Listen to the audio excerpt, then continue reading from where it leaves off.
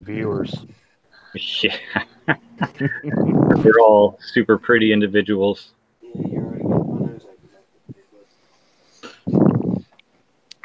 Well, it looks like we're live now, so bring up my screen here. All right, everyone. Welcome to Sinister Sunday number 6. Got my Rebellion panel here with me from left to right, at least my left to right. Got Azeg from Azeg's Abyss, Trez from Total Metal Rejection, Lord Husk from Mr. Evil Ops, and Jake from Sedition Through Scorns. Thanks, everyone, for joining me here. Thank you. So the topics we have for tonight's stream are a couple interesting ones, I think. One being how we got introduced to black metal or what kind of got us into it. And later on, we'll be discussing the importance of physical media as opposed to just downloading shit and pirating it. So yeah, hope everyone's going to enjoy this in the future, since it's only 5 viewers with us at the moment. But if we do get more viewers in here and you guys want to ask us some questions, feel free to, throw them in the chat. If you really, really want to get your question answered, make sure you hit that super chat button, send in a buck or whatever, and we'll make sure everyone on the panel here has a chance to make sure your question gets answered.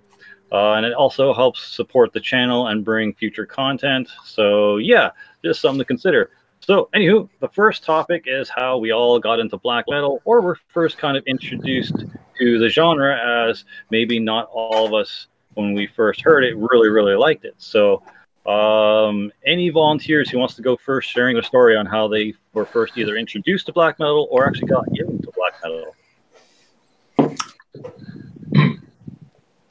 That's Egg. Yep, sure. I guess I'll go first. Oh yeah, I was in high school at the time, so this was quite a ways back. I was really big into thrash, that first big wave of thrash bands like Metallica and Creator and all those guys, and never even heard of a black metal song before. And I had a cousin of mine that was really big into it. He was always wearing like dark throne crap, and I just looked at him like he was fucking retarded. But yeah, he sat me down one day and literally pulled my Metallica CD out of the player one night, and he threw on his Gorgoroth's Under a Sign of Hell, and he played The Devil Is Calling for me. And nice. From that moment on, I've been all in. I mean, that song pretty much changed everything for me. It was just, God, it was raw, it was vile, nasty. The fucking lyrics are amazing in that track, and oh man, it's just been all in ever since, and just pretty much bought their entire discography and went from there. Nice. That's one hell of an intro. Was Gorgoroth the first black metal band you heard? Yeah, so I'd never heard. I'd seen like his patches and stuff, but I'd never listened to a track from anybody, and that was the very first track I heard. So that was the band that kind of catapulted me into black metal for sure. Man, that's like I said, definitely a crazy intro to it. Like Gorgoroth is pretty intense and not super duper mainstream by any means, but yeah. What age were you? Sorry. I would have been freshman in high school, so shit, like 16. No, not even 15, maybe. 15. Introduced to Gorgoroth. Man. Yeah. I could only imagine. I was just like, "What is this?" Like, it was just over at that point. But yeah, cool stuff, man. How about you, Trez? Fuck. Can you guys hear me for starters? Yeah. All right, cool. First black metal band I heard was Mayhem, and only by mistake, because I just bought it because of the cover. That was a long time ago when it first came out, I guess, on tape. Right. And I was into like Sinister, Hypocrisy, bands like that. And I'm like, oh, this cover looks cool, upside down crosses and shit.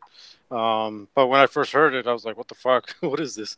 Because obviously it was a little bit, I guess the recording was kind of, black metal. Wasn't like death metal, so I was like, oh crap. And back in the day, you really had to make sure you bought something, especially if you bought something original. It was kind of expensive back then, especially being a kid. So you really had to make sure what the hell you bought. And I thought I got burned on it, and it stayed there for a while until I started listening to it more and more. And yeah, I fucking love it. And because I hated black metal back then, I didn't even know what the hell it was. I didn't even know what black metal was. I thought it was just a demo tape of something. But yeah, it would have been Mayhem, the Mysterious Dom Satanas. Good choice. Crazy. What age were you when you heard that again? Well, I think it just had been released, so I think it came out. I'm not sure if this came out in '94 or '96, but I remember I used to go to that record store, and they always had new shit available. And that tape kind of, like, oh, that's pretty cool. I never seen that before, but I'm not sure what year it was. But yeah, I think I was probably, if it was, I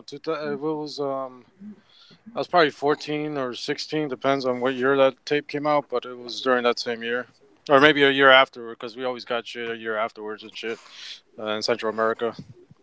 Right. But yeah, Dom Satanas, that's a pretty interesting introduction to black metal for sure as well.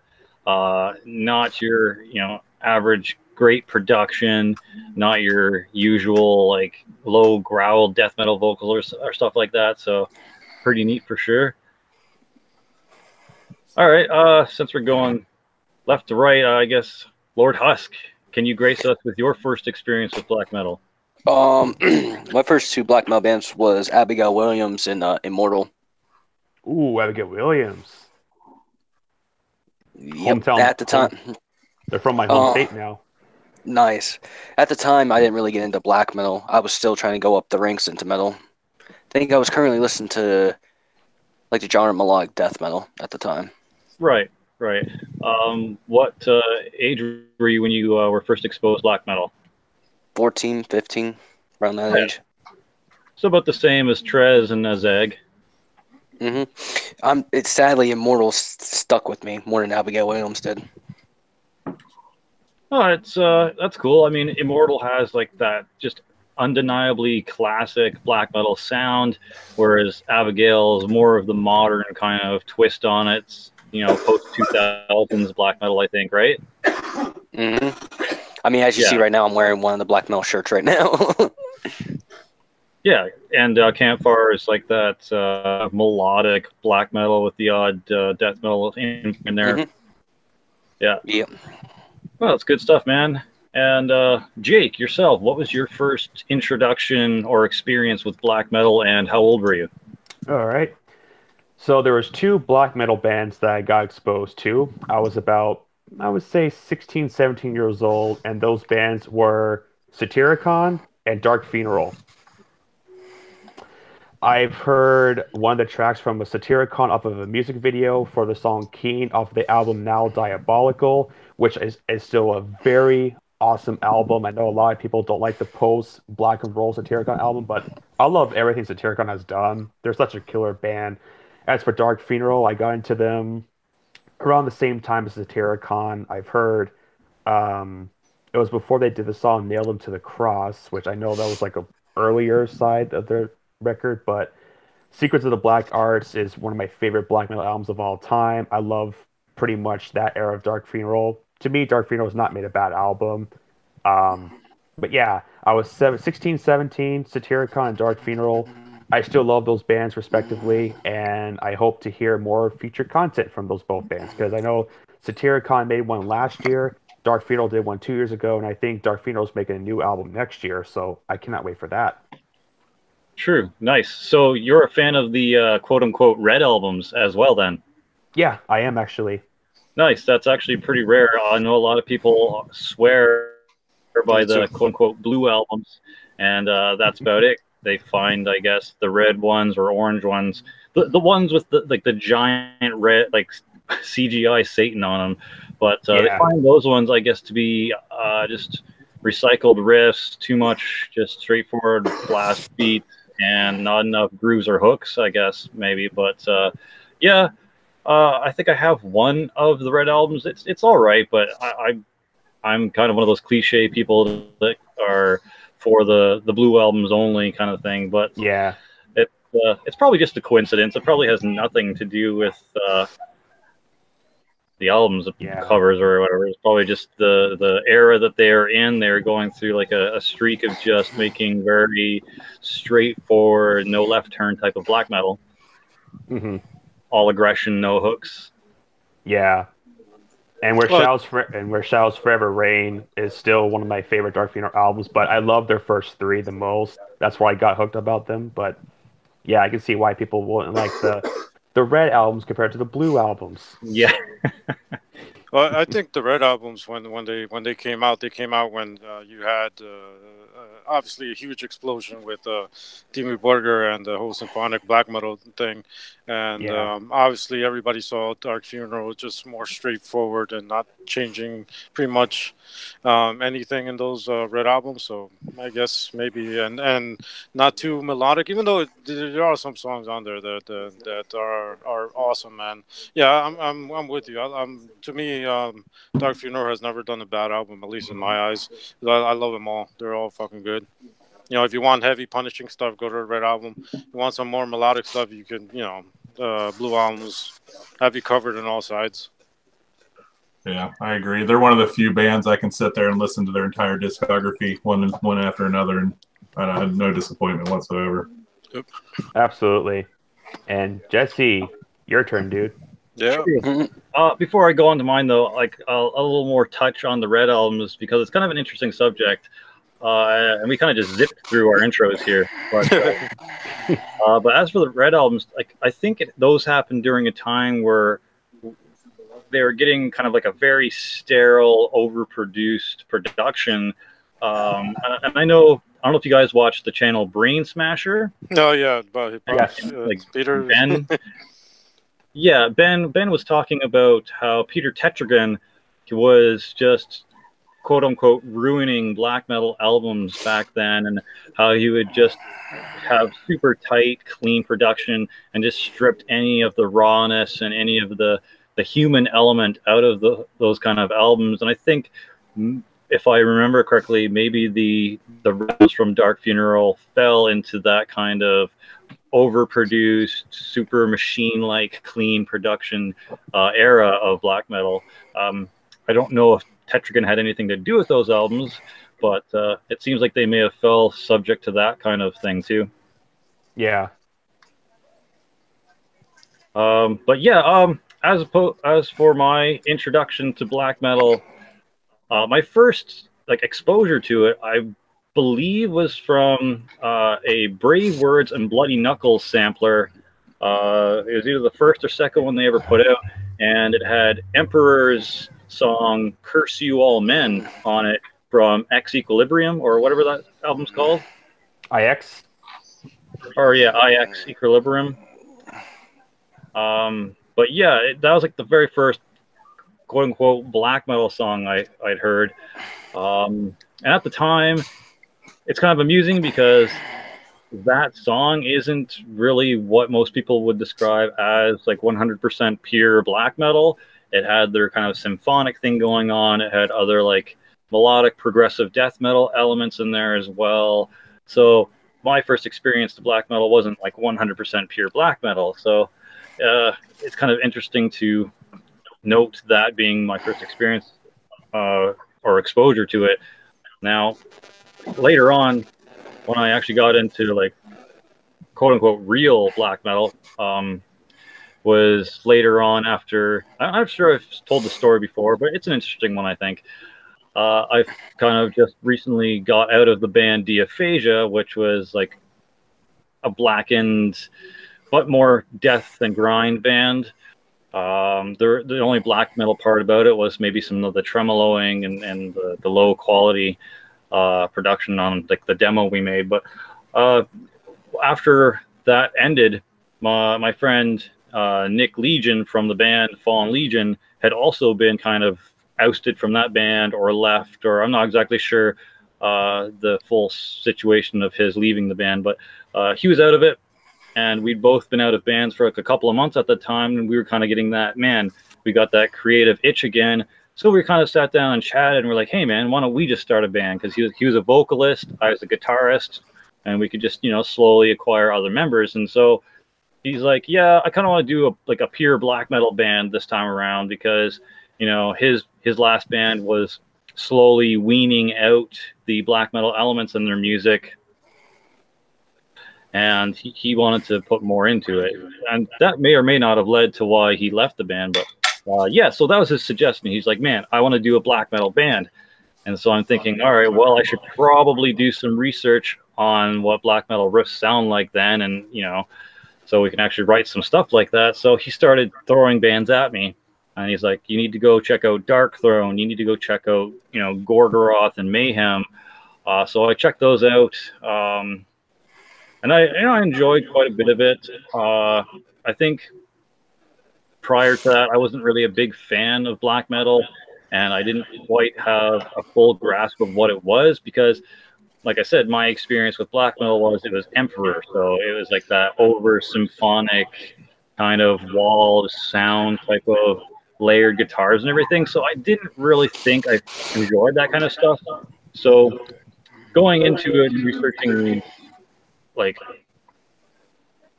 second wave Norwegian black metal bands, like I said, Dark Throne and Mayhem, it just seemed to be the right time for me, and it clicked. So it was nice finally being able to get into a genre that people kept telling me, you need to get into this, you need to get into this, it's really good stuff. And not having that cloud of thinking that symphonic black metal was what black metal was, because that was just an additive to a genre that didn't really have that originally. But yeah, so I got into it with the main bands that most people normally get into it with. So like Dark Throne, Mayhem, Gorgoroth, Satyricon, and I just kind of started branching out from there. And rant.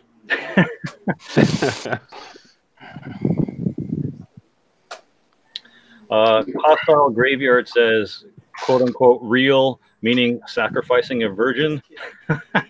No, I just mean like black metal that didn't incorporate any sort of like mainstream elements like symphonic black metal or keyboards or female vocals or high production. That's kind of all I mean.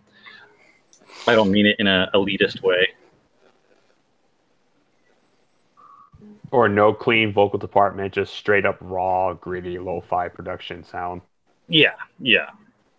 Like if you ever hear me use the term real black metal, I don't mean it in an elitist way. I just mean like the original intent of how it was created, like the very first kind of Norwegian black metal bands and how they intended black metal to be.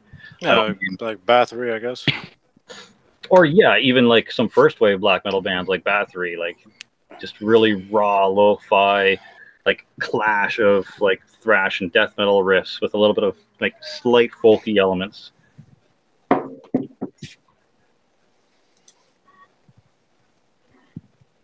So I guess since we're still a little bit of time for this subject, what would you guys say would be the tertiary black metal bands or secondary wave of black metal bands that you guys started listening to once you kind of got past the big four of Norway, like beyond Dark Throne, Mayhem, Burzum, etc. What did you start getting into after like that main little first initial listen?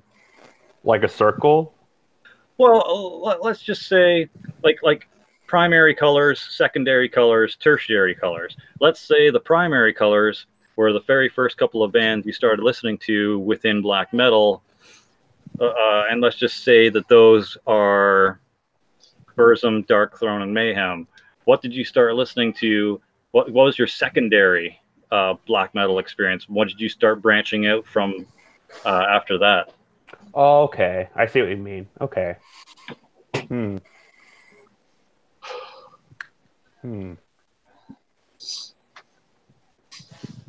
kind of tough.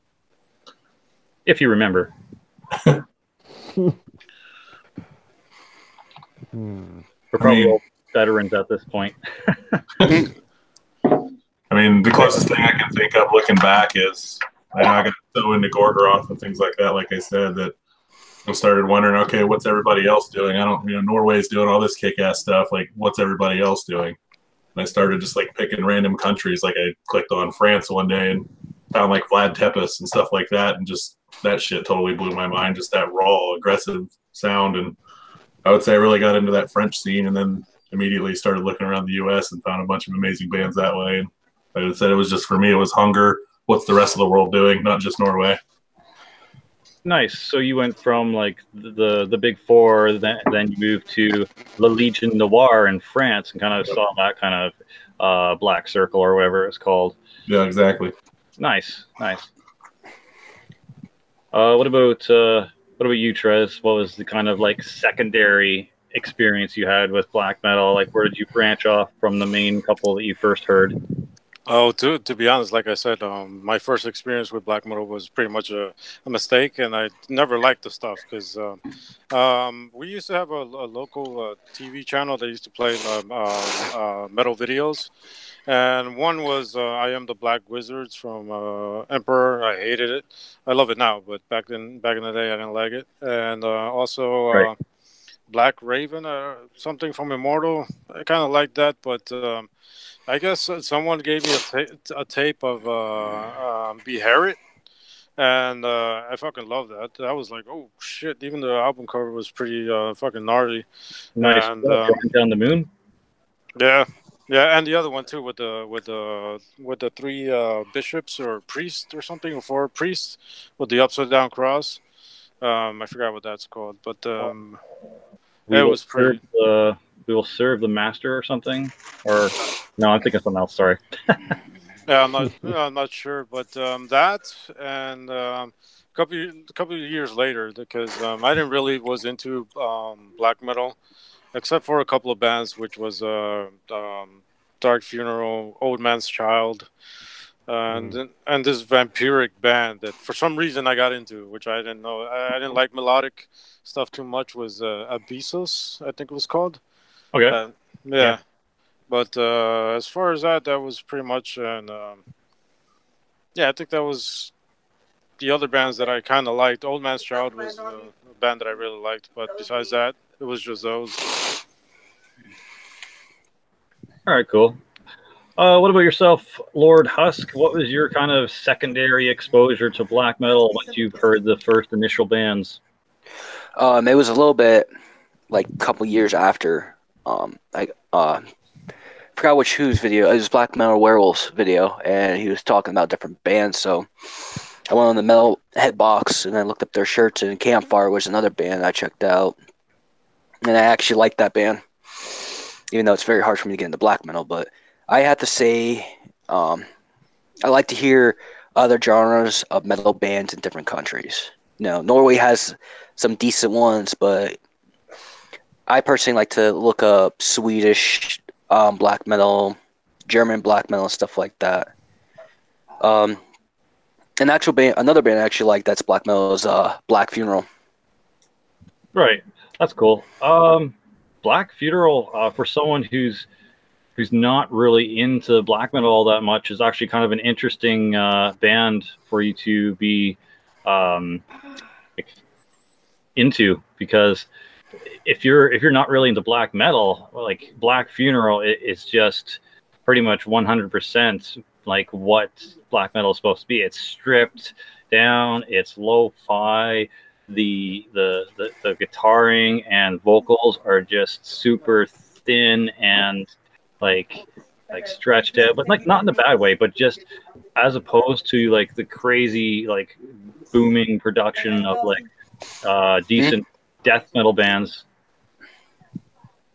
I'm surprised that you'd be into something like that, considering. But since we're on the subject, what would you say you like least about black metal?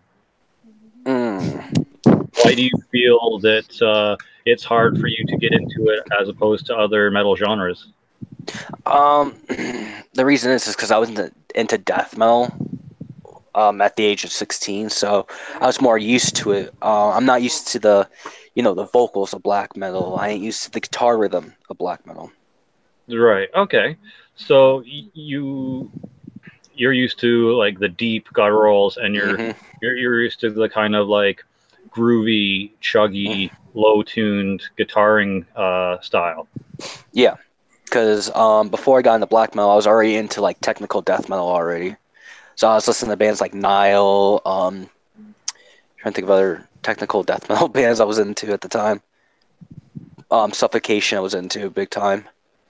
And then further down the road, when I got into brutal death metal, that's when I started wanting to know more bands in black metal. So Yeah. So you're probably more in stuff like Neurosis and Decrepit Birth and whatnot. yeah, Yeah.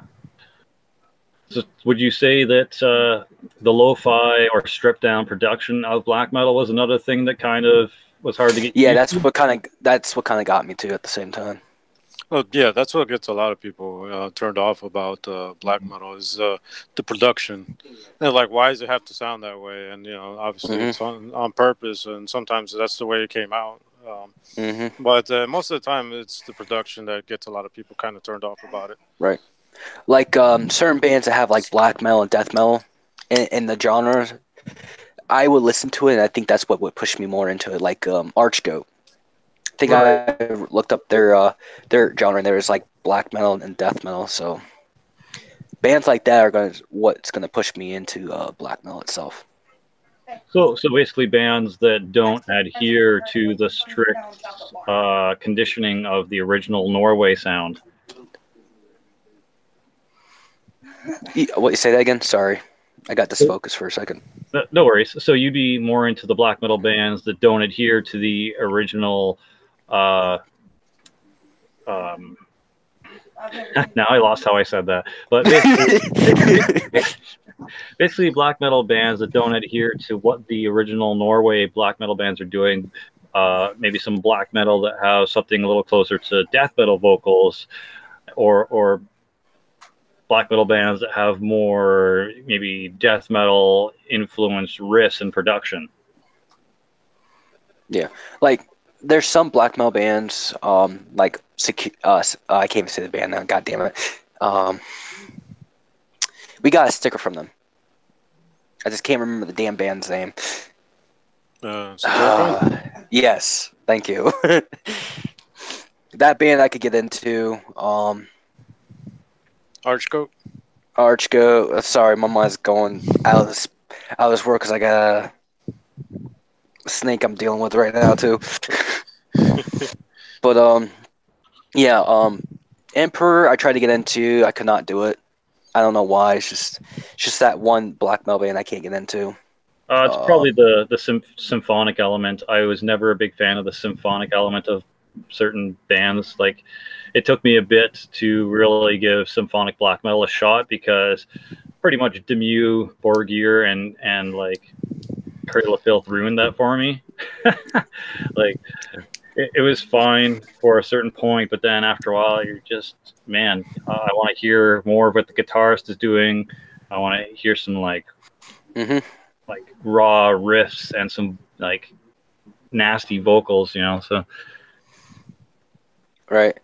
Cradle of Filth is actually what has been recently pushing me more into black metal. Even though I don't think Cradle of Filth is black metal, to be honest, but they are kind of the ones pushing me into more of it. So, like you said, for someone who doesn't like black metal, it's very rare to hear someone liking Black Funeral.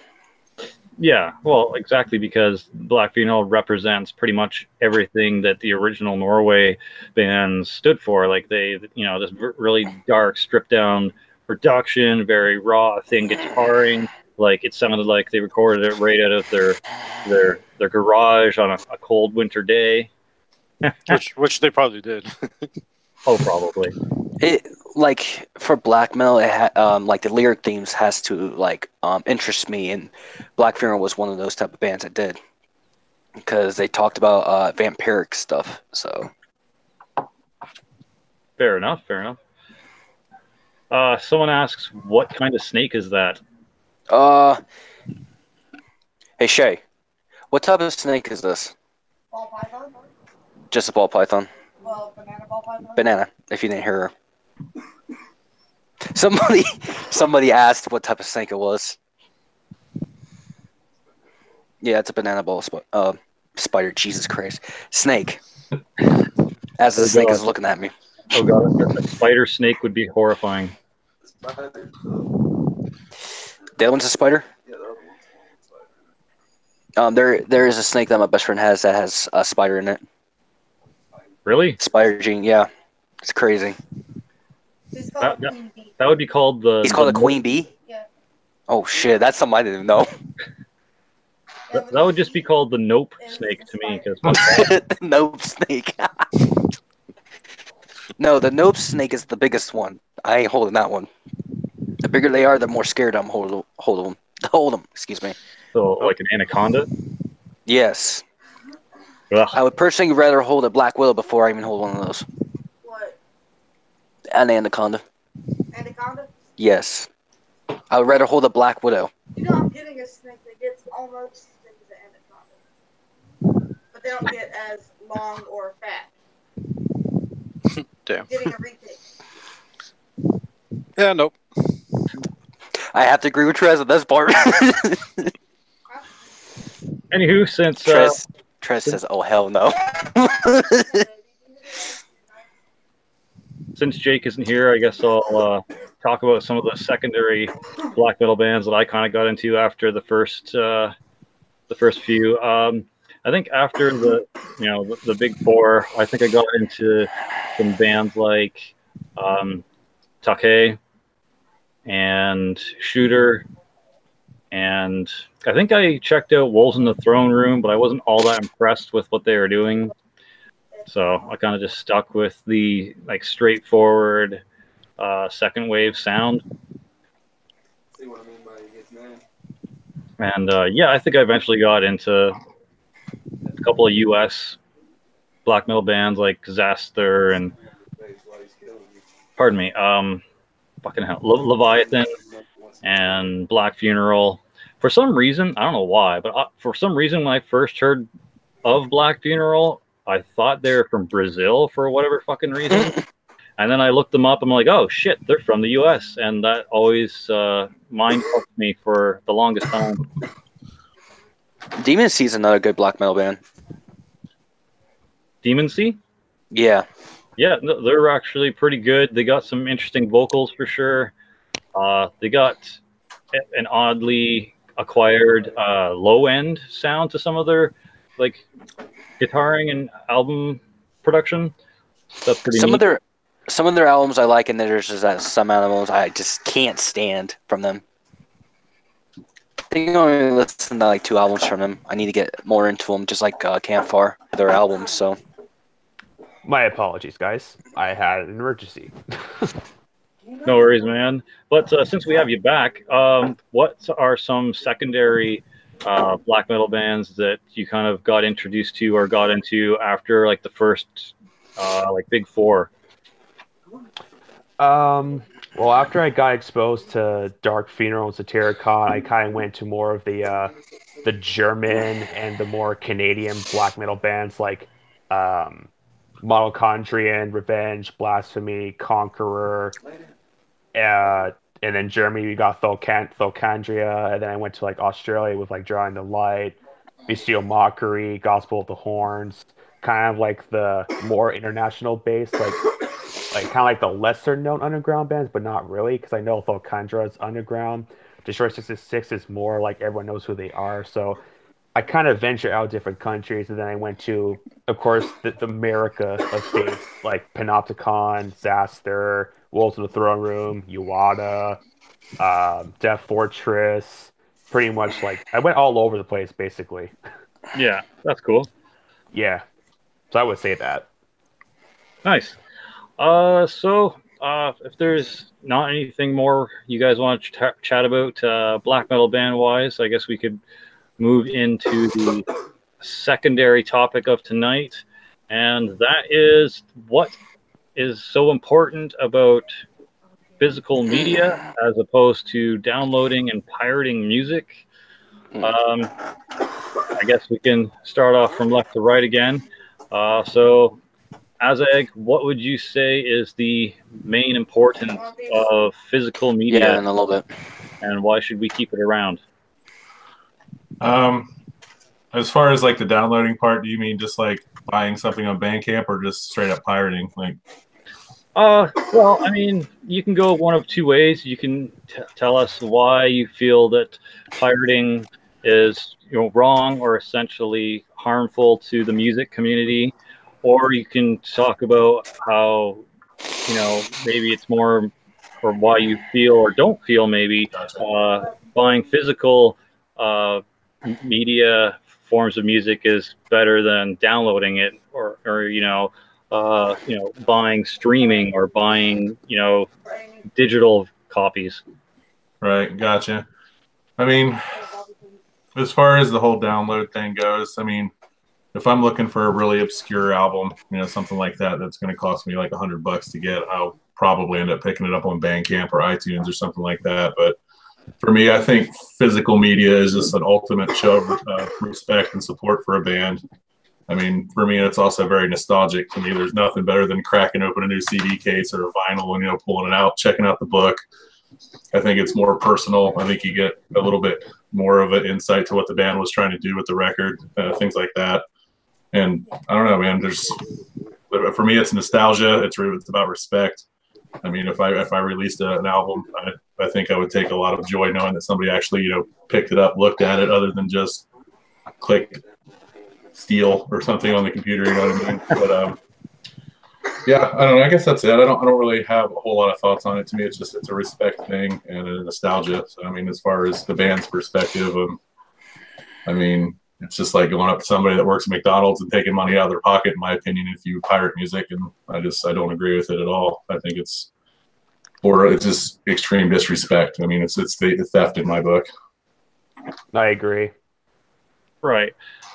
Well, thanks for that insight, Azeg. I appreciate your input on that. I think, in general, it's a good way of looking at things and a good way of archiving music as well. But before I get into my opinion, I do want to go through everyone else's first. Yeah. So, Trez, if you could be so kind as to give us your thoughts on downloading versus buying physical media, and maybe give us your thoughts on piracy.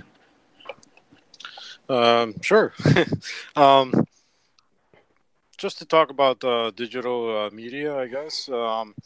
I normally check out a band on the fly, either through Bandcamp and also through iTunes. I just buy the stuff and just hear it because it's very convenient, especially if you're at work. Just throw it on your mobile device and you could just hear it that way. But I always buy the thing, and I preview it on YouTube, obviously. But then I buy the album and then try to maybe not right on the same month, but if I like it, I'll buy the physical album. And as far as pirating, that sucks because when you want to go see a band, that hurts the band. And if you wonder sometimes why you can't go see a band or why the band never shows up, is because most people already downloaded this stuff, and one thing is for a band to release it through the label, and but to go see them on tour, some of these bands, all they live off is the merch and the sales for the CDs. So it's very important to buy merch. Like I say at the end of each video I make, support metal in all its fucking forms, because it helps the bands just to get to another town, to the next town, because sometimes they can't afford to. But if you buy the merch and the media, it helps them out more just to go around, and so you can see them live. And that's the ultimate goal, because once they release a CD or a tape or vinyl, they put a lot of hard work into it, from the album art to all the lyrics, and everything's arranged real nice in the package. And as how you were saying, is like a very personal thing when you open it up. I fucking love that. Opening up the J card of a tape or the booklet of a CD, looking at the inner notes, or getting that nice vinyl. and that's where that whole grail comes in for collectors like all of us. And I fucking love it. Like you get box sets, and sometimes when you just download stuff, you don't know who the hell they are, what the hell they look like, or anything else besides the music. And sometimes it's good just to have some sort of representation, whether it be the album art or the lyrics to go with it, to have a more personal connection with the band. So I love physical media. Right. So you're saying that if you just download something, it's very impersonal and takes away from the connectivity between the fan and the artist. Yeah, and also it hurts the artist too, because you don't make. Obviously, some of us are in bands, and it sucks, and you don't get any money out of it. But most of the time, if you could sell a shirt, and the whole connection too between the artists and as a fan, you go buy their merch. Sometimes to them, you buy it from them, and you can see it. They definitely appreciate it, and that I love too. So it hurts not just. The whole bottom line, but it hurts obviously the artist. I don't know if I'm getting clear, but No, you No, made some good points there. yeah, no, there's a lot of good points, Trez. We really appreciate your insight on that, especially coming from a fellow like music artist and someone who makes like actual physical copies of stuff too. Uh, we do have a super chat, so someone we're well aware of and who's been kind of new to the community here. My life as a death metal drummer's wife donates $2, much appreciated. And she says, with tangible music, you have something to pass down as well. And actually, that's a really good point. Thank you, Jessica, for putting that up.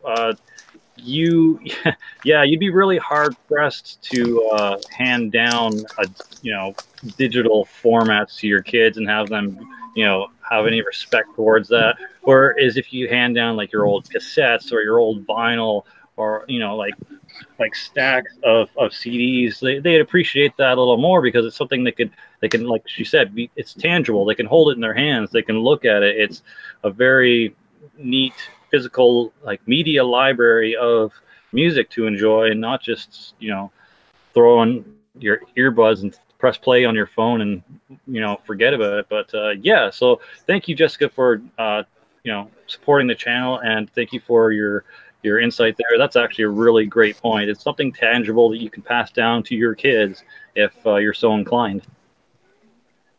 Yep. Alrighty. So Lord Hutt, can you give us your thoughts on the benefits of physical media as opposed to downloading or even pirating music? Well, I mean, I kind of side with Azag and Trez, but what I usually do is I preview it through YouTube if the album is on there. If not, I usually go buy it on the Bandcamp or Google Play. If I like the album enough and I start buying more of it, that will down the road from now, I would actually buy the actual albums themselves. Right. So, like me getting the Horror Bethlehem CD, I have a copy of that. I have 2 of their band shirts plus a koozie, and I also bought 2 of their digital albums off of their Bandcamp. So, I mean, I kind of show a lot of support for that. But I know Horror Bethlehem is not in a black metal category. It's in both death metal and black metal. But Yeah. personally, my opinion is if you're interested in looking up a band, definitely check them out on YouTube. If you like them, you can buy it, their digital albums, and if you come by or go by their website or stuff and you see their albums, definitely go buy the hard copies. So, I personally don't like pirating, but I think pirating is basically copying a link from YouTube and posting it on the website to get the album. And it's one thing to, and I kind of regret not putting that in the post in the Rebellion when I posted what I posted about us not tolerating pirators in the group. I kind of regret not saying, like, obviously I'm not putting down anyone who who downloads something to sample it to see if they like a group or an album. As it seems like something to that just comes to common sense. You try it before you buy it, right? Like that makes sense to me, and that's fine. Like everyone needs to take the music for a test run and see if they enjoy it. But after that, if you like it, then consider purchasing it down the road and supporting the artist. If you don't like what you downloaded, get rid of it. Throw it in the fucking recycle bin. Like there's no point in holding on to basically pirated music if you didn't pay for it. Like there's plenty of ways to sample music and not steal it. So like just put some input in it. Like last or this morning, technically, I sent you guys a band called Soul Skinner, and I'm actually listening to that band a couple of times, and I'm thinking about buying their albums because that sounds like a pretty badass band. Yeah, nice. And there's even like promotion channels out there, like myself and like many others, like Black Metal Promotions channel.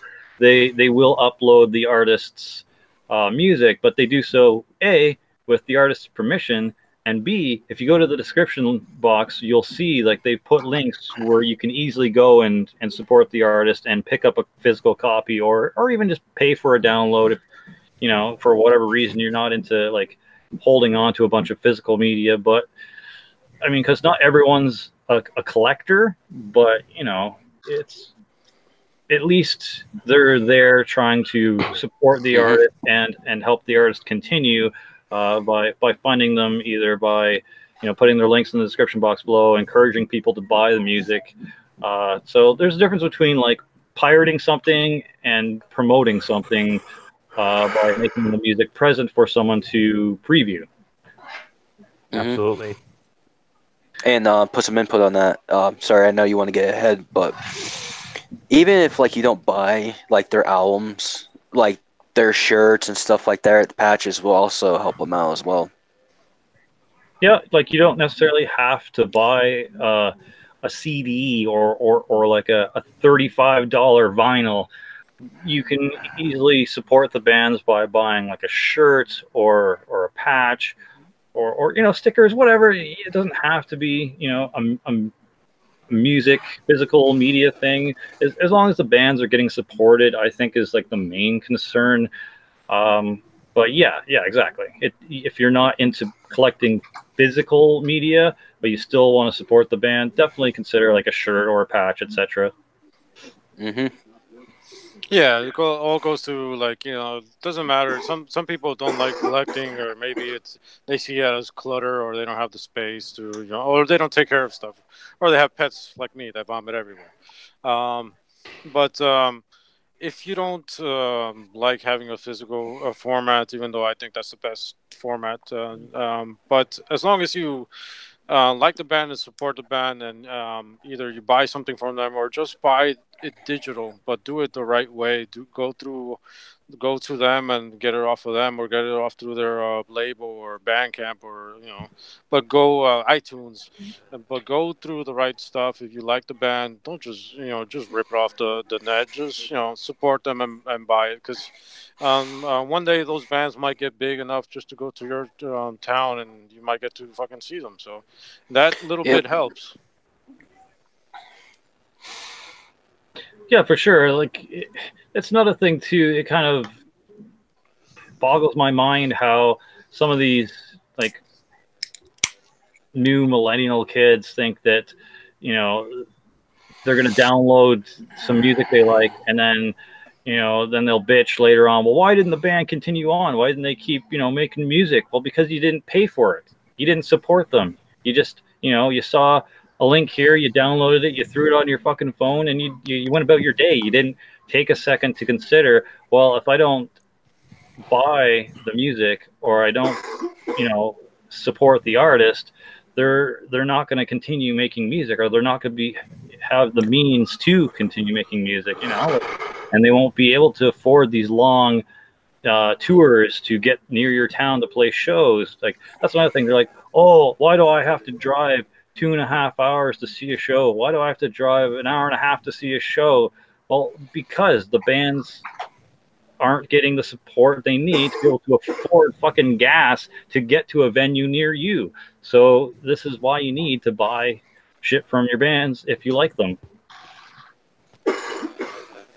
Anywho, Jake, what's your opinion on downloading versus physical media? Do you feel that there's a huge importance to physical media as opposed to downloading or even piracy? This was actually a video idea that I was going to do on my YouTube channel, and now that we're talking about it, I can share you guys my full analogy on this topic. As someone who used to download music at a very young teenage years, I absolutely regret doing that because one, you're destroying the band's reputation. Two, you're not helping them in sales agreements. You're not helping them assisting for future uploads on their albums, merchandise, tour announcements, or advertisements, or the labels not giving them enough satisfaction guarantee. Because if you buy something directly from them at a show, or if you buy it at Bandcamp, they only get a small percentage of money to help pay for their food, gas, income, bills. If they're on a RV or a tour van, it helps them provide to go to different countries. Most bands can't afford to do that because they don't have the financial expenses, or they just don't have the audacity to have such small income to make it a possibility. And as someone who has been support physical media for 10 years now, I love supporting physical media because one, you have the actual album in your hands. Two, you get the disc art. You get to see the band members. You get to see the people that they thank over the years as a band. You're contributing success to help these bands go where they needed to go. And I was talking to one of the members from Cal Decapitation last week, and I asked him how he felt about physical media, and he said physical media is just as more powerful than it was a decade or two ago because now with so many bands coming to the scene and so many are trying to get exposure and they're trying to get more promotional work, it's hard as as a person who reviews and interview bands, it's hard for bands to see them go on the decline because not many people are attending shows, not many people are buying their merchandise, not many people are well aware of what the band are financially and physically speaking. But I feel pirating is wrong. I can understand most countries cannot afford to buy physical formats of music and they only get like 30 seconds clip of a song per artist that they can actually hear. And if, like all of you guys said, if they like what you hear, you can buy the full album, have it in your hands. You can buy it digitally, which does help bands promote, their better work. And to me personally, I think supporting physical media is the way to go. You get the actual album, you get the disc art, you get the lyrics, you get the backtracks, you get the actual physical copy of your hand. You're supporting the label, you're supporting the band, you're helping them go where they need to go. And that's what I feel everyone should do in the long run. So by doing that, you're a true supporter to not just the underground and music in general, but when you buy physical media, you're actually contributing your thanks, your gratification, and your appreciation to the bands, and they will thank you for doing that in the long run. So overall, physical media is extremely important. We're all collectors of music. I'm a collector of video games, so I have to have a physical copy of everything I possibly can. And by doing that, you are a true musician. You are a true fan of music, and overall, that's how it should go. Well, man, And well that's said. that's my intake. No, I appreciate that, man. It's Yeah. really good to hear your thoughts on that, and it's nice to see that we're kind of all on the same wavelength here. I'm probably not going to add too much new to the plate, but just to tackle one subject at a time here, like piracy, and I even put it on some of my releases. I say piracy is a slap in the face to hardworking musicians who put time out of their day and money out of their own wallets into a hobby that they enjoy, and they it's it's basically like going into their wallet and taking money out of their pocket. Like if you rip off the music and you don't pay your due for it, it's when someone puts out something for sale and expects it to be paid for, and you just find a way to negate that and sleazeball your way around paying for something that is a product or a service, it is theft. You are stealing it, and theft is a crime. Like you can technically go to jail for stealing music because you are taking something that is not yours and without permission. And it's unfortunate that people just kind of scoff at it or brush it off or just kind of think, oh, I'm not hurting anyone. Oh, this is a victimless crime. Well, it's not. The problem is, and I don't know if I'm not going to just blanket the younger generation with this, but I think some people are a little naive when it comes to seeing the grand scheme of things when it comes to your actions and piracy. Like it's not just music either. It's the fucking movie industry as well. If you pirate fucking videos and you just burn discs of it and get shit off of Pirate Bay or wherever the fuck, and you don't pay for that copy of that DVD, like the new Avengers movie is going to be coming out soon, and let's say instead of people going to the theater, buying a ticket and watching it, they just wait for a couple of bootleggers to go in, film it with their digital camera they snuck in, and then pirate a copy of that off of Pirate Bay and just watch it at home. Like it's going to crash the industry soon. Like there's going to be too many people getting shit for free, and these hardworking artists, these hardworking actors and producers are not going to get paid for their work, their fucking their trade, and they're not going to do it anymore. Like if you're not going to get paid to do something that you have to work hard at and you have to take your own time and money to make, what's the incentive?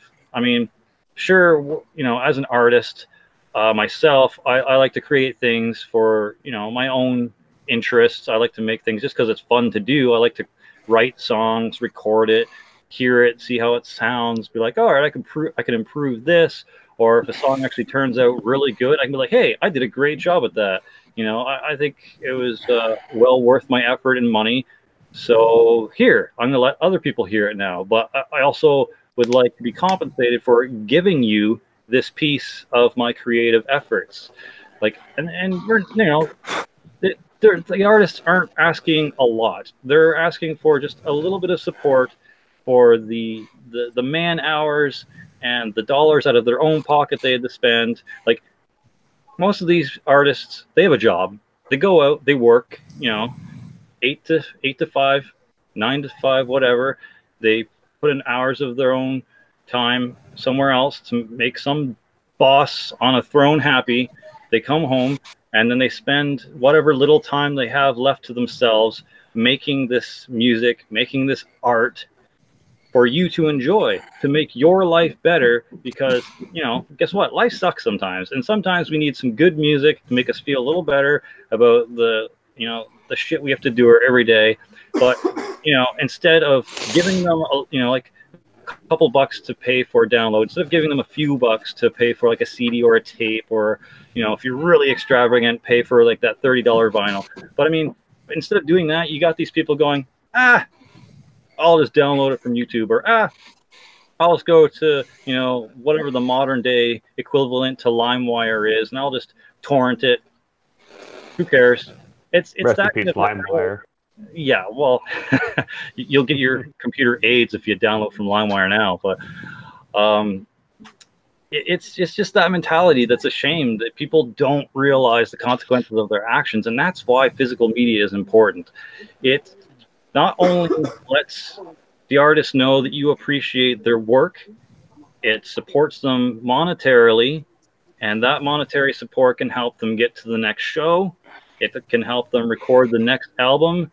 And, if they don't have the money for that, the next album is just going to sound as shitty as the last one. So if you want better production value, if you want maybe to pay for some guest vocal spots and see some cooler stuff on the next album, you know, it's not free.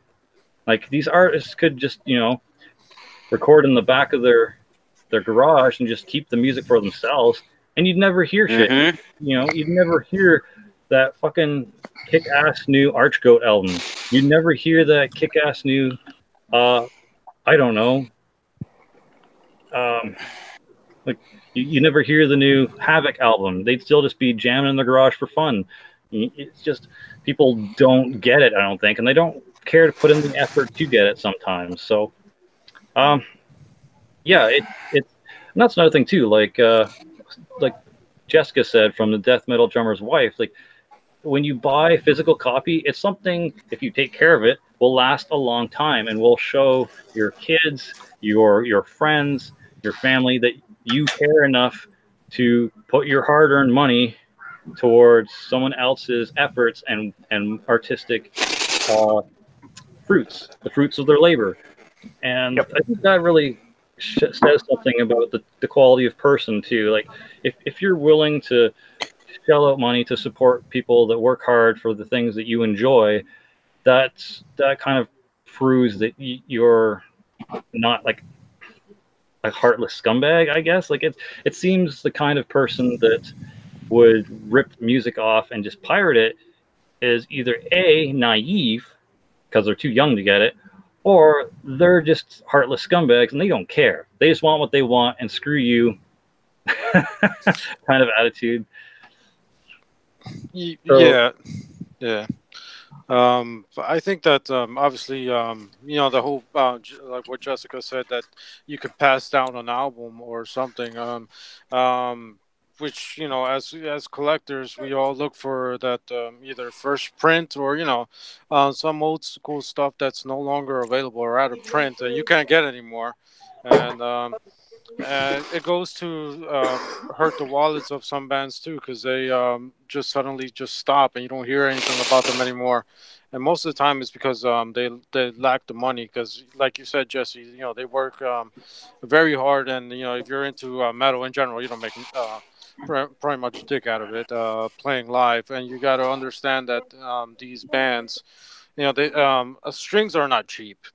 um, um, uh, Obviously, chords for your guitar, they're not Sure. fucking cheap. You know, everything costs money. Cymbals, you know, I have that shit happen to me all the time. When they fall down, they break, they crack. It sucks. And if you're not getting money out of it, like it sucks. It just hurts bands that are touring, because most of the time they have to find a place to sleep. Sometimes they have to sleep in their cars or in their vans or wherever, and they all pitch in out of merch just to get to the next town. And it just sucks that digital music or pirated music doesn't have the value that it once did as a physical thing, because you could have a tape or a tape or one of those old school Metallica tapes that were all in white, Yep. and yeah, and you pass that down to your kid, or you know, your nephew or something. You know, that means a lot because you took care of it and you had it all this time in mint condition, and maybe the kid's gonna fuck it up, but whatever. That's besides the fact. But you just have this media that you know, that you could just hold in your hand and say, damn, you know, I have this thing since fucking 15 years ago and it still sounds fucking awesome. And you know, you take care of it, and it's appreciation to the bands. And as an example, one of the bands that I like, Catatonia, I don't know if you guys are familiar with that band.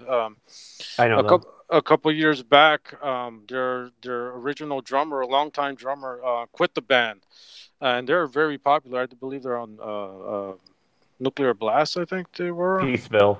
or Peaceville. Peaceville. And he ended up quitting because he couldn't afford going out to play live. And like, to a big band like that, that's known worldwide, it might be a little bit popular or whatever, but for a band like that, the drummer had to quit because he can't afford to go out to play live. I mean, there is a problem there. And that a couple of years back, I was talking to Visceral Disgorge, And I know that they were having a issue whether if not they were going to continue with the band because they couldn't afford to go rent their rehearsal space. And you know, even that, you got to understand that you work your jobs, you have your equipment, and also you're paying rent, and then you also got to sometimes go out on the road and pay for gas, food, and all that stuff just to play, sometimes for free, like in my case, for beer. But Yeah. well, yeah, it sucks, and that's why I prefer physical media, because I know that bands go through hardship just to get by and pay for their instruments and you know, their equipment, and then every little bit helps. So these are sticker, flag, patch, whatever. It fucking helps. Yeah, for sure, man.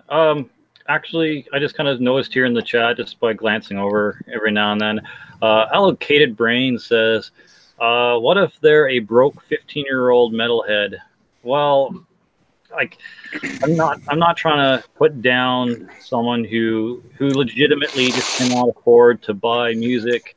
I'm not trying to put down like the young, like 12, 13, 14, 15, whatever year old metalhead who just, you know, who doesn't want to spend his $10 allowance on a CD or a tape or anything. Like, I'm not trying to put those, you know, types of people down. Like, when you're that young, I consider that the sampling years or the previewing years. Mm-hmm. Like, you're just growing up. You're just getting your shit together. You're probably still in high school. You've got more important things to worry about than whether, you know, your $5 lunch money or your $10 allowance is going to help one of the bands you may or may not like get further in life or further in their career. Like, I get that. I'm not saying that 15-year-old who's not paying for his 3 Slipknot and 5 Finger Death Punch downloads is a scumbag. I'm not trying to say that. Mm. I'm saying, like, these grown ass adults, or maybe, like, you know, the 17 or 18-year-old who's working a job, he's getting out of high school soon, he's going to be going to college, who still refuses to pay for music, who still refuses to even pay for a download, who refuses to, you know, spend money at a show to, you know, to support their favorite band or a local act. Like, they're just like, what do I care? I gotta spend my money on what I want to spend it on. Fuck that artist. I'm just gonna download their albums and listen to it on my iPod Shuffle.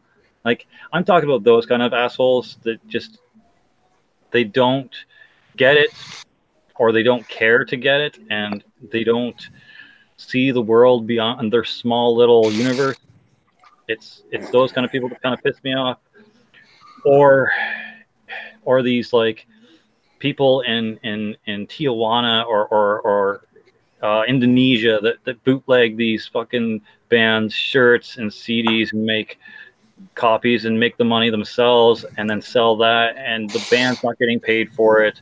You're getting, you know, really half-ass screen printed shit that they ran off of probably a stolen printing press or whatever, and you know, they're selling that on eBay for $30, or, you know, 35 bucks for a double XL. You know, like, there's people like that are just purposely not paying their due, because what it comes down to is, music worth listening to is music worth paying for.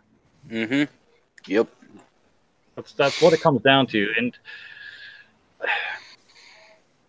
some people like to say, oh, well,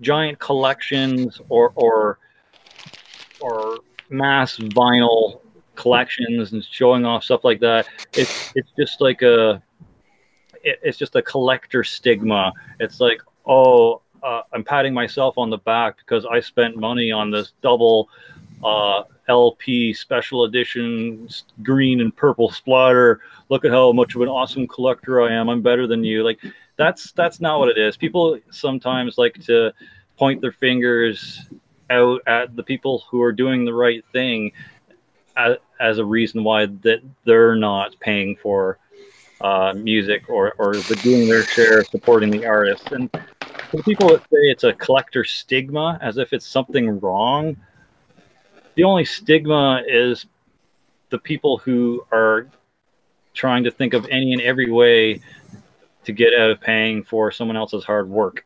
That's the stigma. Like it's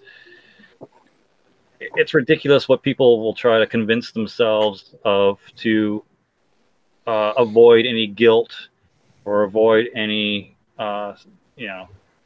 something that they need to own up to within themselves. Like I see some of that going on here and there. It's like, oh, well, you're just a collector.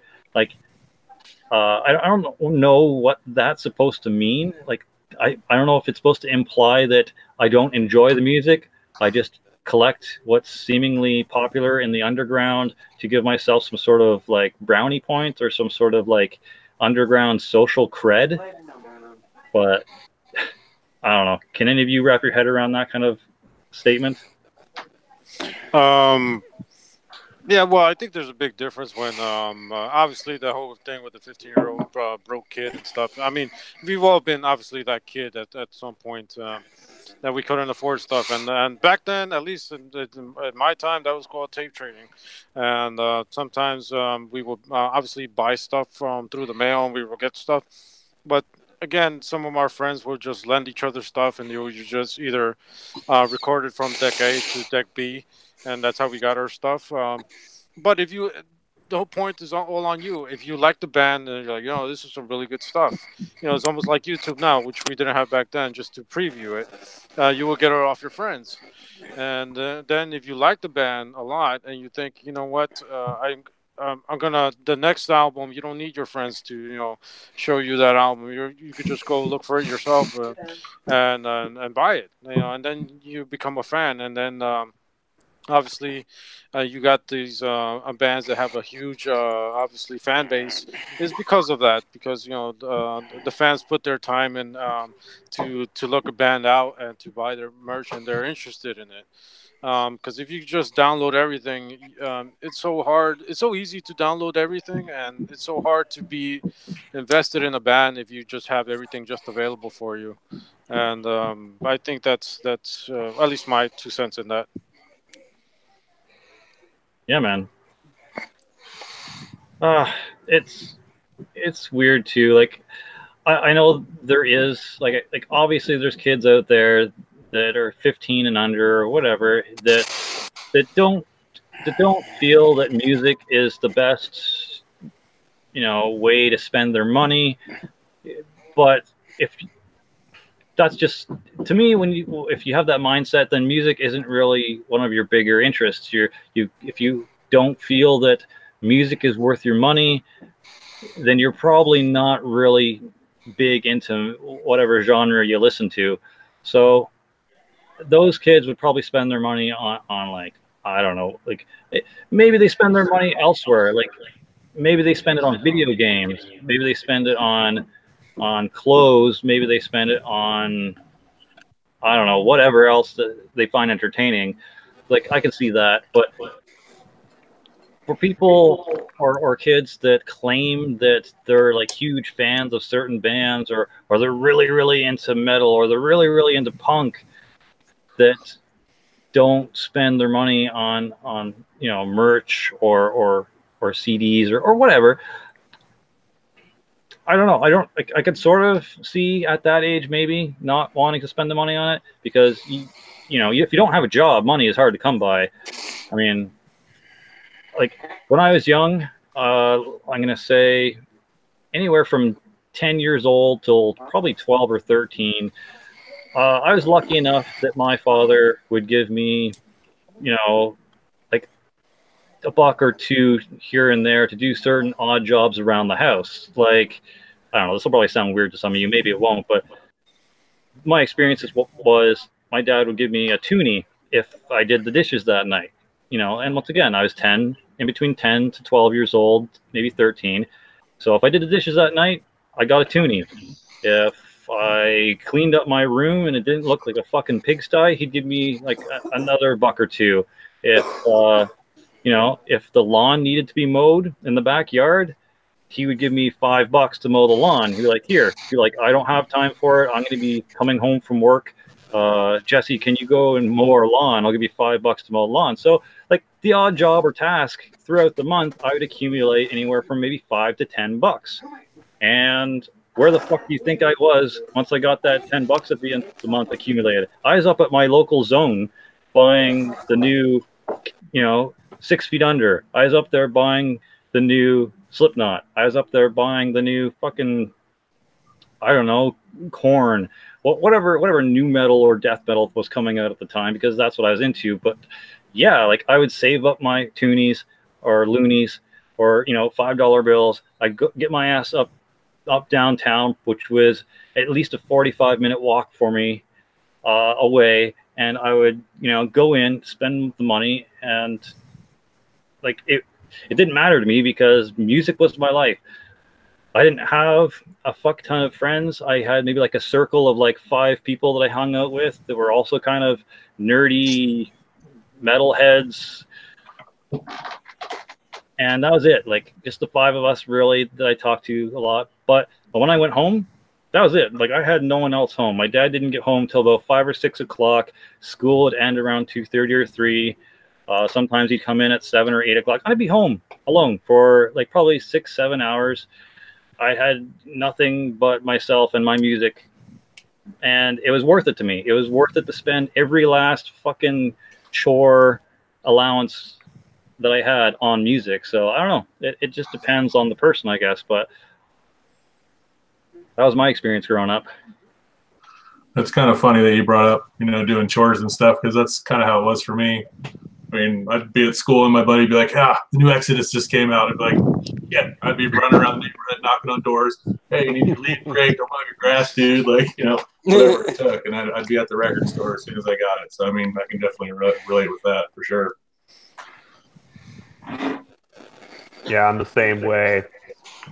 When I was about, I'd say 14, 15 years old, my parents would give me like $20 a month or like a specific amount of money just a month so I can like get something to eat, buy a t-shirt, buy a video game or whatever. Because at the time, when you were 15 and 16 years old, you're just becoming more of an adult and you're, a young adult and you're trying to get more, life opportunities and experiences when there. So I can definitely relate though.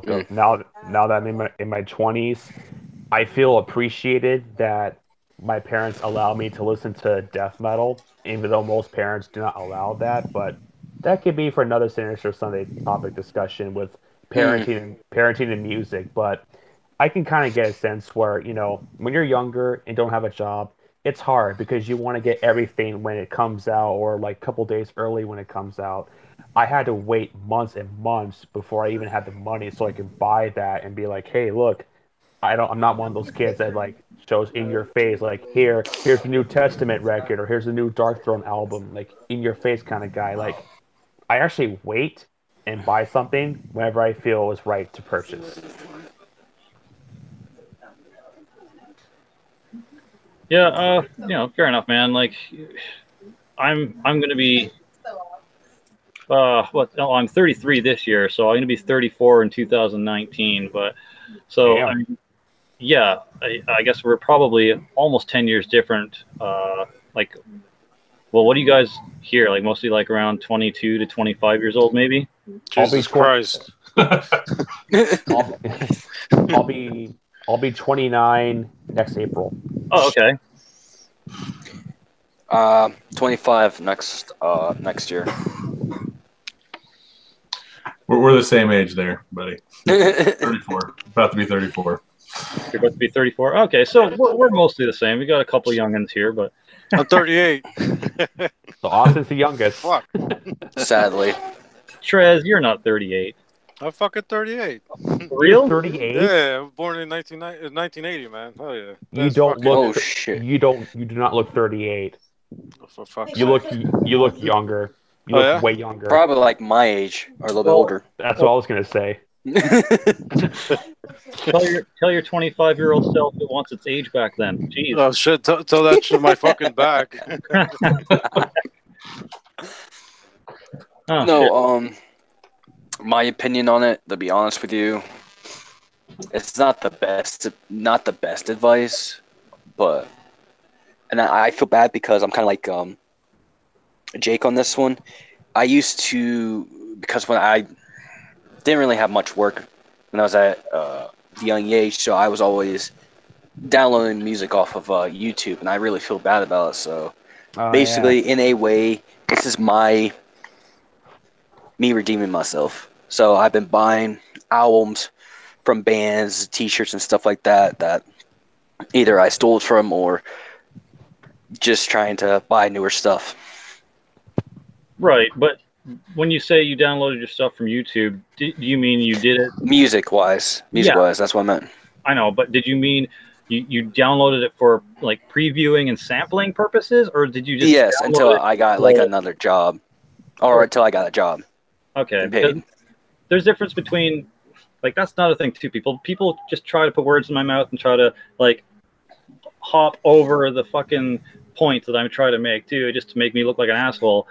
Oh no. The point is that there's a difference between purposely not paying for music and trying to get out of it by circumventing any sort of payment process or due diligence towards the band, and Mm-hmm. and just downloading things to sample and to preview to make sure that you like something before you pay for it. Now, the time between downloading something so that you can preview it and check it out and see if you like it to the time that you buy it is also a little irrelevant too, because not all of us have a nice big government handshake and can buy every Right. single thing that we want. So like, I'm not saying you have to, as soon as you find out whether you like a band or not from downloading, you have to go out and buy it right away. No. Like, as long No. as when you hear it after you've downloaded it and you've determined whether you like it or not, if you do like it, like, consider like making steps towards purchasing it sometime in the future. Don't just be like, download it and be like, yep, I like this, throw it in your iPod shuffle and forget about it. Like, that's the kind of shit that bugs me, is when people just completely circumvent Oh, paying for music without even considering maybe buying a copy in the future to support the artist, right? That's why everyone looks at me like, oh, you're an asshole. Well, just hold on. I don't mean that you can't download something to check it out and see if you like it or not. Like, who the fuck goes to a car lot and be like, yeah, I'm going to buy that brand new, 2008 Hyundai, whatever, without, getting in it, driving around the block, checking how the gears work, checking like the wipers, checking the trunk, checking how it steers, mm-hmm. like, oh, just check the levels,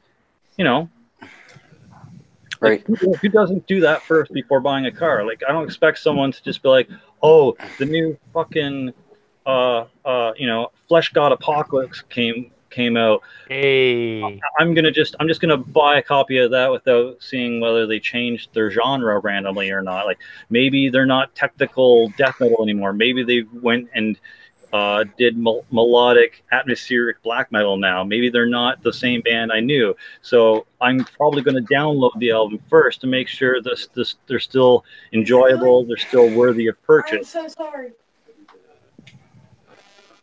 Right. But no, like I was saying, I didn't know it's very long. technically, because everyone don't have what most people want, basically money, and it's very hard for people to get music. So me sampling it and then liking it, it would be honest with you, I ain't gonna lie to you.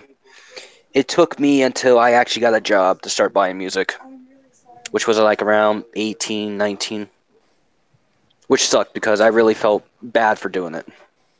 Right. Well, at least you have Right. like a semblance of a conscience there. Whereas, some 18, 19-year-olds be like, oh, nice. I like the new Audio Slave, and I like the new Deaf Heaven, and I like the new fucking Mushroom Head.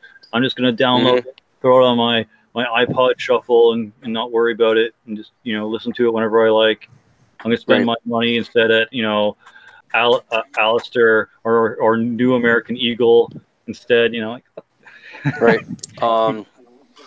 Funny thing is one day I went to FYE, which is for your entertainment down in Florida, and basically walking around, and all of a sudden I see like a Trivium album that I already had gotten from YouTube, so I ended up buying it, which was Ascension from right. Trivium, which was one of their better. I ain't gonna lie, that and Shogun was one of their best. Fair enough. What now I'm a fucking space cadet here, but what genre is Trivium again? Are they like metalcore? Everyone has been saying they're metalcore, but they might have the genre in it, but it doesn't sound like they're metalcore. They're basically heavy metal with hints of thrash with metalcore influences. So That's kind of a like mixture, yeah, a big mixture. they're basically metal, but with like heavy metal and thrash and metalcore influences, preferably on albums like Shogun, In Waves, and Hmm. their latest album, The Sin, the Sentence, which is a great record, by the way. That is a great record. Also, not many people like this album, but I like it because other than it being like before my birthday when it was released, it was a really good album because it showed they had like a softer version of metal Oh, to it. The Silence Silence in of the the Snow. Snow? Yes. That was That was actually a one pretty of good my album. all-time favorite albums, and I think one of their album songs, I think it was "Dead and Gone." I literally thought it was fucking solely from Godsmack scene. It was fucking crazy. Cool. So would you say Trivium's closer to like uh, uh, let's say August Burns Red, or would you say they're closer to like Sonic Syndicate or Poison Black? I honestly think, personally, they're not as close to August Burns Red, but more like Sonic Syndicate, Okay. Yeah, pretty but much. heavier, but a little bit heavier, depending on what Sonic Syndicate you're talking about. Because honestly, now we got into the topic. God damn it, here we go. Their newest album wasn't that great. Honestly, I kind of like it being mellow, but I also hate it because it's not them. Didn't their new wasn't their new album more like a Confessions. straight? Yeah, I think it like was like a rock album, yeah, that's what I've been told. I which heard that. Yeah. honestly, I can support it. But when you listen to like their albums, like "We Rule the Night," "Love and Other Disasters," some other albums that I just can't think of right now. Those were their heaviest. Nice. So would you say they pulled a Bring Me the Horizon in their transition from genre to genre? What, Trivium or Sonic Syndicate? I'm a bit Sonic confused. Syndicate. Trivium. Oh, Trivium. Honestly, I don't know. I don't think so. That's still a hard topic to speak about because um, I think Matt Heffy's one of them type of vocalists that he likes to go between genres. He was in a technical death metal band though. Oh, Yep. It was. It is. It wasn't. It. A lot of people were complaining it sounded like more like metalcore, but to me, I can see why because his vocals doesn't match technical death metal, but at least he tries. I mean, that's another vocalist that surprises me because he's huge into black metal. Yes, he is. Huge into black metal. And honestly, if he was to make a black metal band, I would support it. I would too. I'm a Trivia fan myself. Just saying. Yeah, but a lot of people argue about, and this is an actual serious thing that's been happening. Everyone's like, "Oh, well, Trivium's a metalcore band." No, they're not. If that's the case, then why would a metalcore band go with like a certain style font with their logo? Because I don't see many, and because I haven't seen any, maybe Jesse or one of you guys has seen it. I don't see many metalcore bands with like death metal logo fonts. And no, not too many. Like you might find those metalcore bands that are like slightly leaning towards, like more towards deathcore with like a more brutal font. But yeah, most metalcore bands don't really use too crazy of font like that. It's normally either like impact or like some sort of calligraphy or some sort of cursive font. They try to make it look like not pretty, but they make it look more readable so that their fans can catch on and get more recognition. Whereas a brutal font isn't really going to catch the mainstream's eye. They're just going to see scribbles. that would be like a next good topic is speaking about like certain bands that, other than like death metal, thrash metal, and all that other stuff, talk about bands that are still in the metal genre, but they're not in that like death metal, thrash, technical, brutal, slam, brutal. stuff like that. Yeah, I don't know. I don't know too much about that. I mean, you guys got me on the black metal, so I mean, it's only fair. Yeah, that's true. That's true. But Trivium, I only heard their first album, and then the other two bands you mentioned, I have no which idea what they which sound like. album?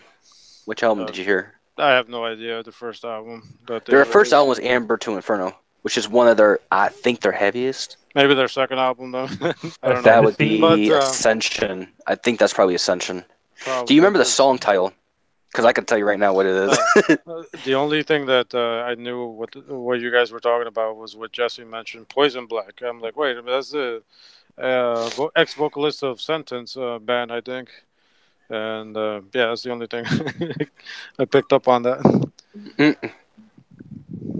But, But no, to be honest, before we go back to our previous conversation, I honestly think Sonic Syndicate, basically, and this is my true opinion, I think Sonic Syndicate died once Roland and Richard and Roger left the band. Well, that's like 3 members, so it's kind of hard to Well, keep I your mean, 3 don't get me good wrong. Nathan, who's the British vocalist, he's got good vocals. I'm not gonna lie, and he's also another band that had Speed in it, from Soilwork. But after Confessions came out, it went downhill. The Unguided's still going strong, even though Roland has left the band once again. But their new vocalist sounds pretty good.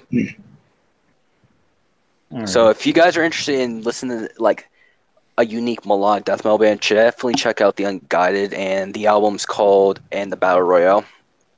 It's a great fucking album. Cool. What's that Trivium album where it's got like that witch creature like on the front? Ascendancy. Ascension. Yeah, Ascendancy, I think that's what's called. Or It's Ascension. I actually don't know which called one. Ascendancy. Yeah, that's the one with someone. Sorry. That's okay. that's the one I'm most familiar with, at least image wise. I see that cover everywhere, and then like the Trivium logo at the top. I would say honestly, because all their albums I love, but I say if you guys really want to get into a Trivium, What's the heaviest one? I have to say it's between Shogun and Ascendancy. Or So I should just check out the one with the witch on it. yeah, definitely that one. Shogun's a pretty good one. Shogun's great. In Waves has some good ones. I know there's one heavy song that it's a special edition. It's called Shatter in the Skies. A great song. I watched the music video. I think it was towards God of War. Yep. Cool. But if you're into, sorry, go ahead. No, I'll let you finish, man. Then I'll say what I need to say. If you guys are into like both like the hard and mediocre stuff, Brave. Oh fuck, I can't even think of the album now. It's got Brave the Storm on it and stuff. Vengeance Falls, that's what it's called. That's a good album. By Trivia. Yeah. Yes. Okay. Yeah, man. I'm definitely intrigued. I'm probably gonna check it out after the stream, see what Trivium's cool or not. I'm sure they're talented dudes, regardless of whether I like the music or not. But yeah, I'm gonna check it out after the stream. We got a half an hour left. I think I'm gonna kind of end on a caveat to the last subject that we've been talking about.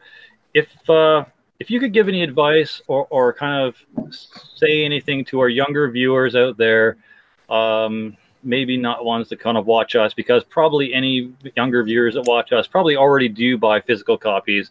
But if you could say something to the younger generation out there who's maybe questioning why they should pay for music or buy physical copies, what would you say to the younger generation out there who's listening to music as encouragement to buy physical copies? What would you say? What would you say to them would be a reason to spend their money on, buying physical copies for music?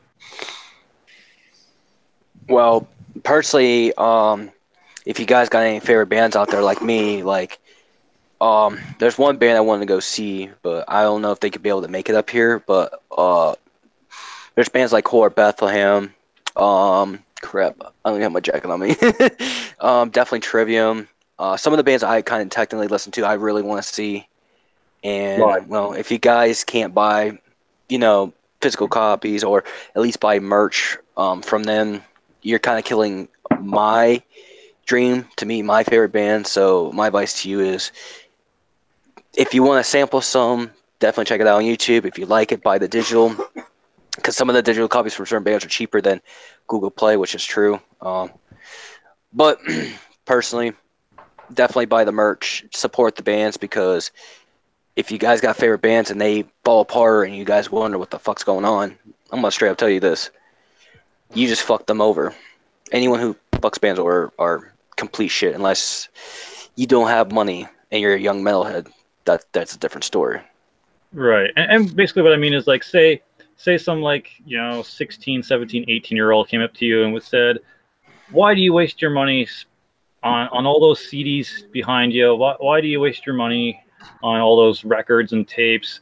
Why should I spend money on music instead of just downloading it onto my iPod Shuffle? Like, just imagine, like, they said that to you and you're just kind of giving them a response. Honestly, there's a lot of responses I could give to that one, actually. As I slap them. But like me, I'm trying to start a band. I'm still having a hard time finding a genre. But it's like, if my band came out with an album and people started stealing from me and then my band went to shit, I'm going to be pissed. But personally, what I would honestly tell them is, these bands that I just bought records, cassettes, and CDs for, I support these guys no matter what. So personally, the more you support them, the more they come out. All right, fair enough. Azeg, you haven't spoken for a while.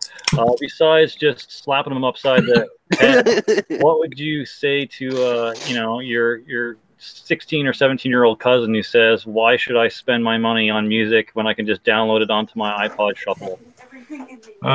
Like I said kind of earlier, for me, it's about love of the music itself. It's respect for the bands. And I always try to find analogies and different scenarios to kind of make them understand. I mean, like I said earlier, if you really love that piece of pizza, you're going to buy it, you're going to eat it. So if you really love this band, why not buy this band CD so that guy can go to get pizza? You know what I mean? It's all about mutual respect, and take a little pride in what you're into and support it. Or if you don't go buy this guy's album, one day he's going to stop making the album. So it's a big circle of respect, and I don't know, it's probably the road I would go down. I'd try to reserve the slap, but I don't know, maybe shake him for his lunch money and say, hey, now you're not going to eat, just like he didn't eat. So you know what I mean. So but no, it's all about respect for me. So I'll just do whatever I could to get them to understand what that's all about. Fair enough, man. And what about you, Trez? If let's say your 17-year-old nephew came up to you and said, "Uncle Trez, why should I spend my money buying these CDs when I could just download it onto my iPod Shuffle?"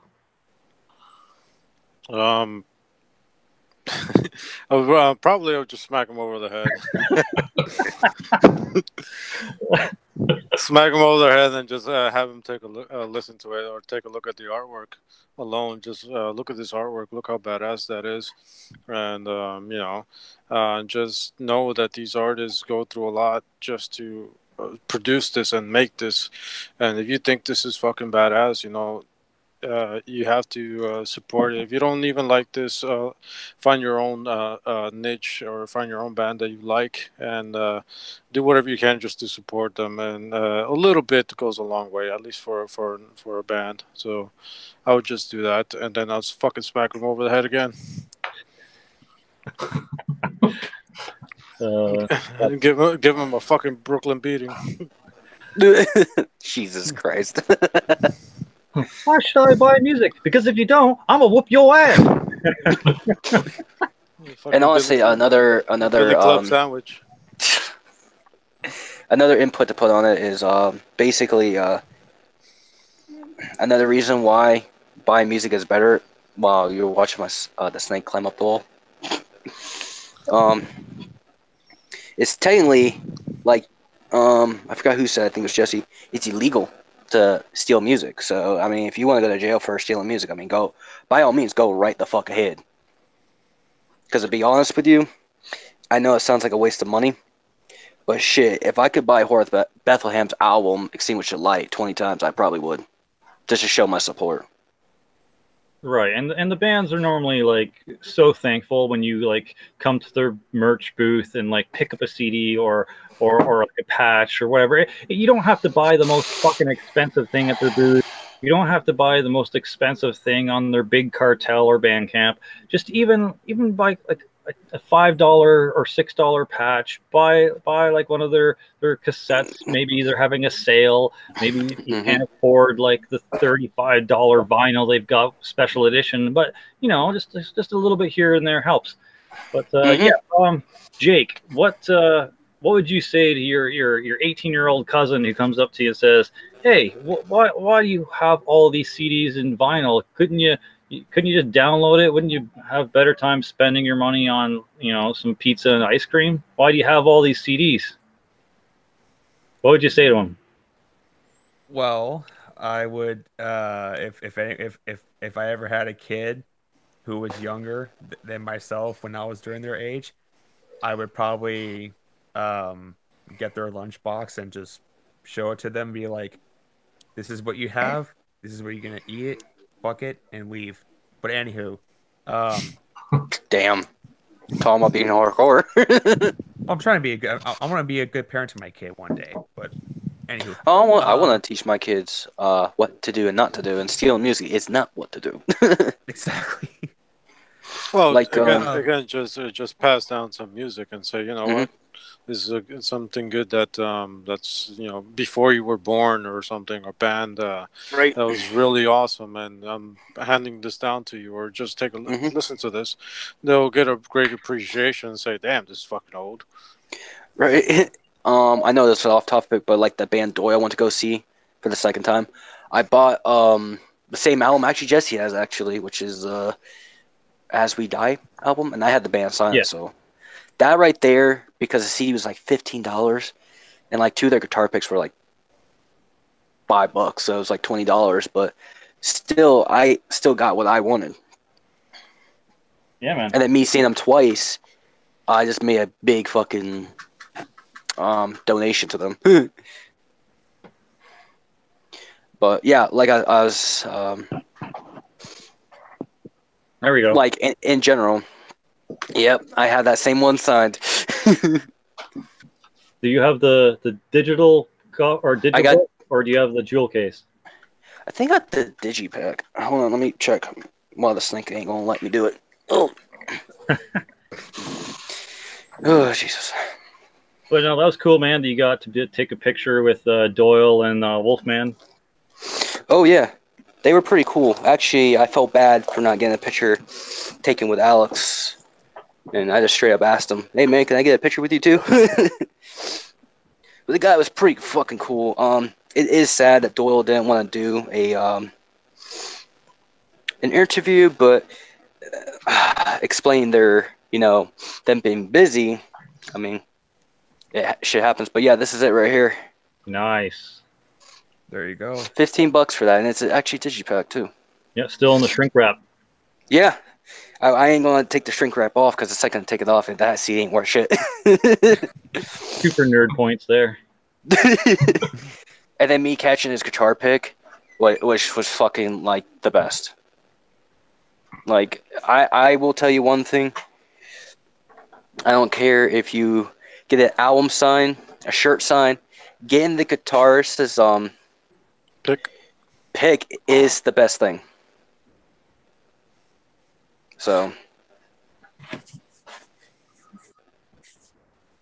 but yeah, totally, it is definitely worth going to see the bands live. Yeah, actually, that's a good point. I would say if maybe the, you know, proverbial 16, 17, 18-year-old cousin or nephew, if they haven't seen, you know, a band live or seen a local band perform and haven't felt the energy of the crowd and just the sound of the venue and didn't experience that, that might be another reason why they might not be so encouraged to pick up a physical copy or like some merch. So I would say if you do have someone in your life who doesn't really understand why they should be paying for the music instead of just downloading it and, you know, disregarding it as something that, you know, hurts anyone, it's a victimless crime, as people like to say. Maybe take them to a show, go to your next, you know, metal or punk show and be like, look, these guys right in front of you, these guys have spent $500 the last 6 months on rehearsal factory time or rehearsal space time.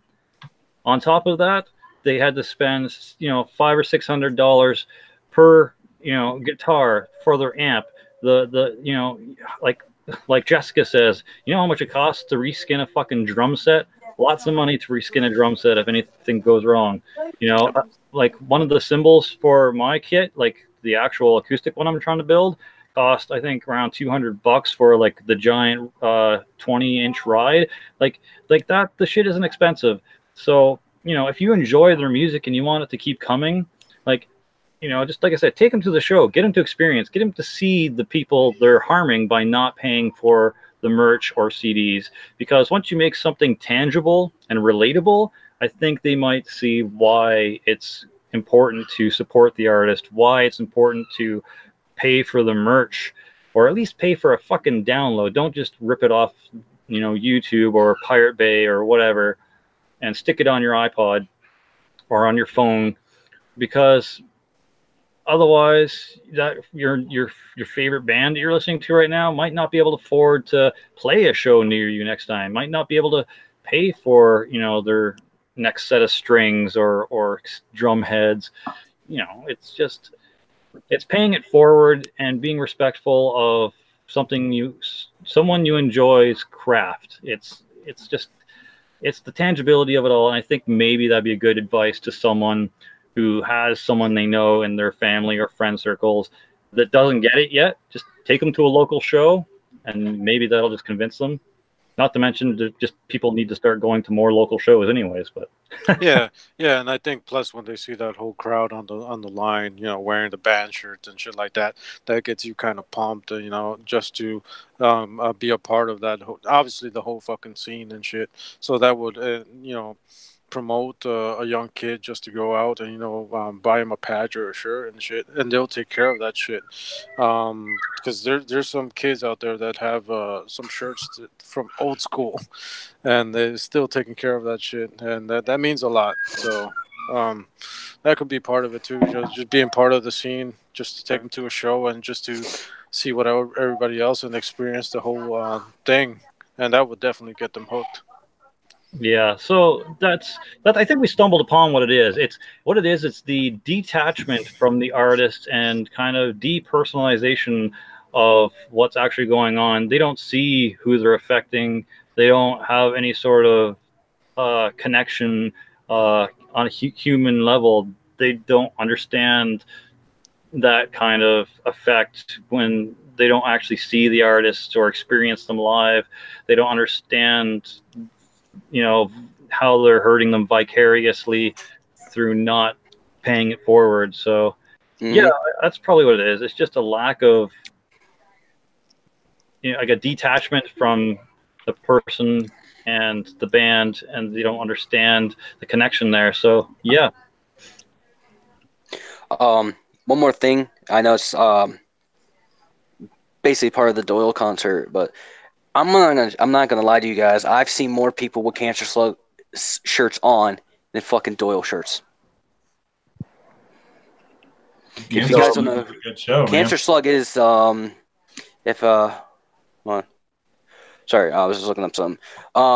If not many people are familiar with Cancer Slug, that is Alex Story's actual other band, which I listen to as well. It's a phenomenal band. I want to get their album that's coming out on the 30th. So the vocalist of Doyle's other band? Yeah. Okay. Cancer Slug's kind of like horror punk, but it sounds more like punk with more gore into it. Fair enough. Is it anything like Rope Sect? I don't know. I mean, it's a little bit heavier, or it sounds a little bit heavier than the Misfits. Oh, okay. I'll have to check them out again because I don't really remember what it sounded like. I'll send you a song, which is like a combination of Generation Lost and Bloodlust.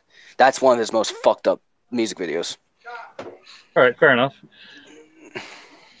And speaking of which, I need to pick up a copy of Rope Sect. That shit's really good. You said rope sect? Rope Sect, yeah. Nice. Good stuff. For some reason, a lot of black metal heads are into Rope Sect, even though it's not black metal. No, it's not, but it's really good though.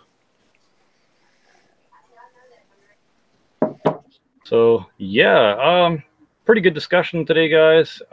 Anyone who came to the stream live, this will be archived for the future, so it will probably be available within a couple minutes after the stream's finished. So if you guys came here late and you want to hear how all of us kind of got our first experiences with black metal, how we were introduced to it, how old we were when we first got introduced to black metal, when we heard it, if you want to figure, or if you want to hear about what some of the bands were, you know, like I said, watch this when it's done. Probably should be available within 5 to 10 minutes after the stream's done, because I know there's like a little bit of a delay period once the stream ends to when you can actually watch it again. I don't know why that is. Probably just the archival process of YouTube setting it up for you to be able to watch it. But yeah, so we discussed that, you know, earlier in the stream.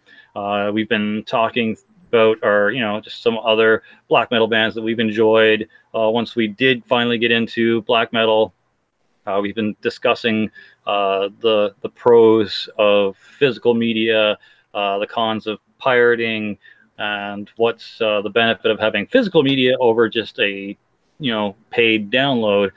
And that's another thing too. Like, it's not just about, like, I try to promote physical media as much as I can, but it's not just about the physical media. It's about really supporting people in the creative arts, either music or movies or other stuff like that.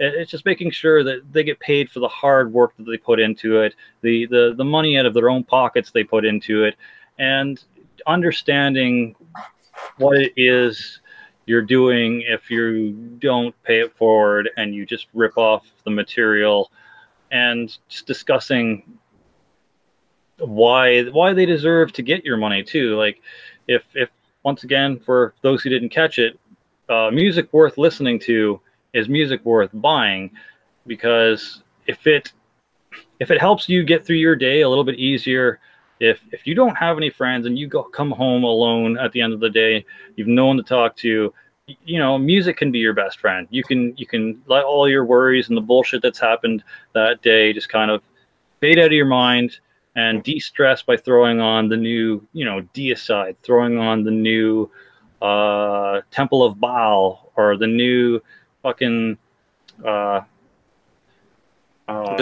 whatever.